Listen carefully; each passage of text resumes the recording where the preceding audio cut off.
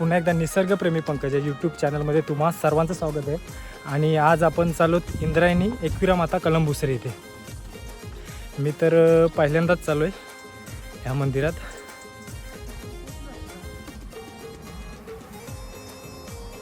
मंडळी पाहू शकता, लोक म्हणजे चालूच आहेत कंटिन्यू. रस्त्यातून ये जा होऊ शकता तुम्ही. पूर्ण चढण आहे चढायला, अशी गाड्या पण जातात, पण काय दम लागतो काय किशोर नाकवाला दम लागलाय. मंडळी कुठल्याही देवस्थानाला जर जायचं असेल तर पायी दर्शन घ्यायची मजा जी असते ती गाडीमध्ये दर्शन घेण्याची मजा नसते. म्हणून आम्ही पायी चाललोत. बघायला गेलं तर तशी गाडी पण वर जाऊ शकते, बरेच जण गाड्या घेऊन गेलीत. पण किशोर नाकवाची इच्छा होती आणि त्याचा नवस होता की पायीच जायचं, म्हणून पायी आलो. आणि खरं म्हणजे आम्ही ड्युटीवर गेलो होतो, पश्चिप करून आलो आणि तसंच निघलो तिकडे. तर बघूयात व्हिडिओमध्ये, तोपर्यंत कंटिन्यू राहा. आपल्याला जाता तर रस्त्यात रानमेवा पण पाहायला भेटेल.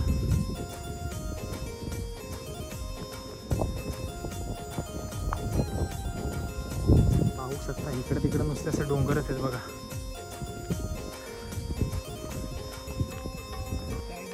तर मंडळी रस्ता पाहू शकता, बाजूला सगळीकडे नुसतं असं आजूबाजूला डोंगरच दिसेल तुम्हाला. रस्त्याला झाडं पण लावलेली आपले पाहायला भेटतील बघा.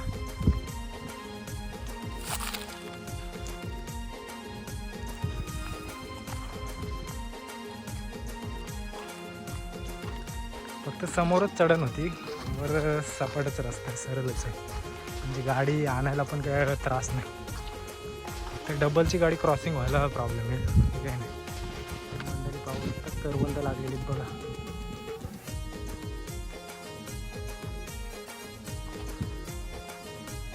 तर मंडळी ह्या करवंदाची साईज बघा, मोठी मोठी करवंद आहेत, म्हणून ते आपल्याला उंच उंच दिसतात. कारण समोरची बहुतेक येणं जाणाऱ्या भाविक भक्तांनी खाल्लेले आहेत. वरती मंडळी ऊन पण कडक लागतोय, त्याच्यामुळं येताना काय मेकअप करून येऊच नका. पावडर लावलं तर तुमच्या 2 मिनिटात पावडर निघून जाते. आता जवळपास घड्याला 4:30 वाजलेत, तरीसुद्धा डेंजर ऊन लागतं. आणि अजून मार्च महिनाच आहे, तेव्हाच असा उन्हाचा आपला चटका बसायला लागला. अजून पुढे 2-3 महिने घालवायचे आहेत. हा रानमेवा पण बऱ्याच जणांना माहीत असेल. हा साडोलीचं झाड आहे, ते रानटी उंबर, गांडी उंबर बोलतात त्याला, माहिती आहे. हा बसाचा दम लागला काय मंडळी. एक चढण आहे, नाकवाला लागला दम. काय करतो, बसाचा काय जावं, नाकवाला लागला दम, त्याच्यामुळं जरा घेतला आम्ही आराम. आणि मगाशी तिथं समोर बसायला बाकडा आहे बघा, तरी पण तिथं बसला नाही. का तर तिथं सावली नाही, म्हणजे इथं बघा इथं सावली आहे झाडाची. म्हणून झाडांचं महत्त्व आपल्या आयुष्यात खूप आहे. म्हणून मित्रांनो, झाडं लावली पाहिजे, झाडं टिकली पाहिजे. मंडळी बरीच वर्ष मी येण्याचा प्रयत्न केला, पण तो योग काय आला नाही. आणि आज अचानक किशोर नाकवाच्या निमित्ताने मला तो योग आला. तर मंडळी पाहू शकता, तो हायवे दिसते बघा, आपण तिथून आलो. जवळपास अंतर आपण कापलेलं आहे. आणि इथं आता डीजेचा आवाज यायला लागला, त्याच्यामुळे जवळपास आपण पोचलो तसा अंदाज येतो आहे. हा मुंग्यांचा वारूळ होता बघा, बराचसा तुटून गेलेला आहे. मंडळी पाहू शकता, फिरता फिरता आपल्याला अजून एक रानमेवाचं झाड सापडलं आहे. हाटपूर्णाचं झाड आहे. ह्या सीझनमध्येच ह्या झाडाला फळं येतात, पूर्ण लाल रंगाची अशी होतात. पण या झाडाला बहुतेक फळ लागलेलं दिसत नाही. असं काटेरी झाड असतं आणि लाल रंगाची तयार झाल्यानंतर ती फळं असतात. असं आठवणीचं झाड आहे.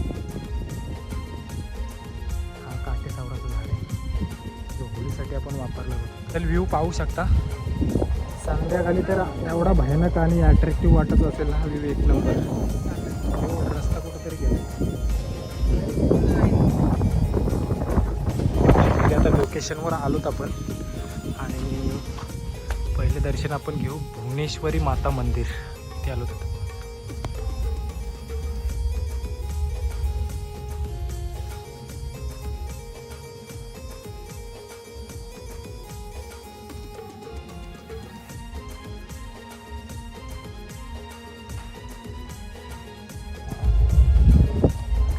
पाहू शकता व्ह्यू बघा कसा वाटते एकदम.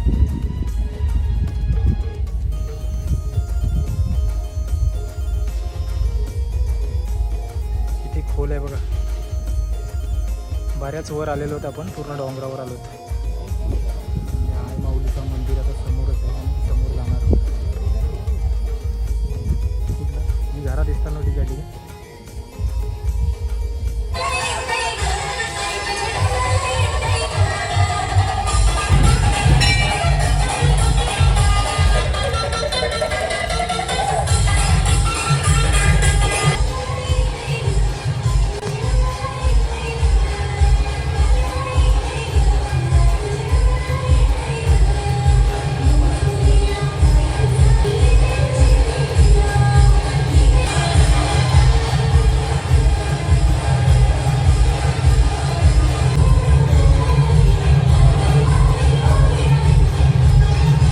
इथे आल्यानंतर मन प्रसन्न नक्कीच होईल, कारण वातावरण तसं आहे. आणि जर संध्याकाळ झाली तर अजून वातावरण छान वाटेल.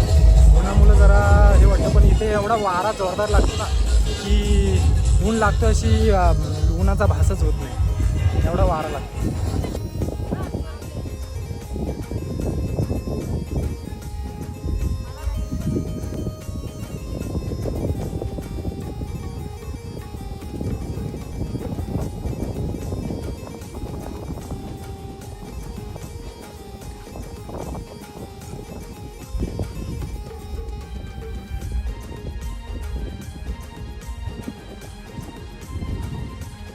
व्ह्यू कडक आहे रे.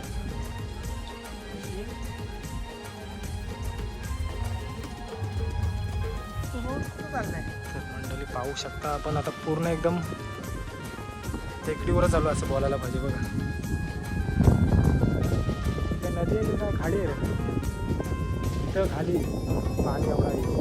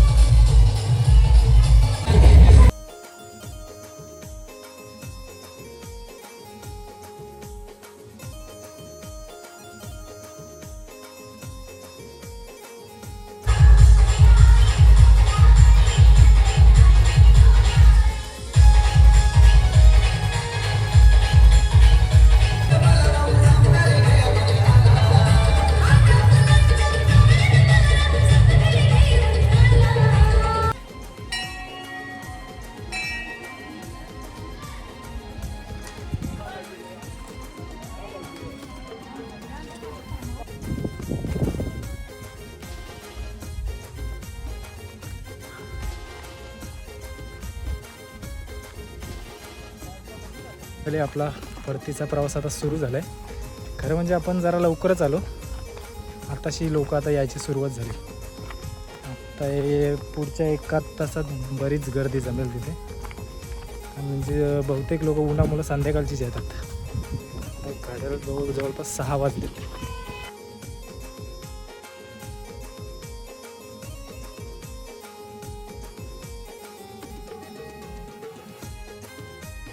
नाकवाला थाकला रे बाबा, चालू फायनली चेहरा तुम्हाला दिसला असेल काय अवस्था झाली आमची. पण नक्कीच तुम्ही सुद्धा भेट द्या, खूप मन प्रसन्न करणारं वातावरण आहे.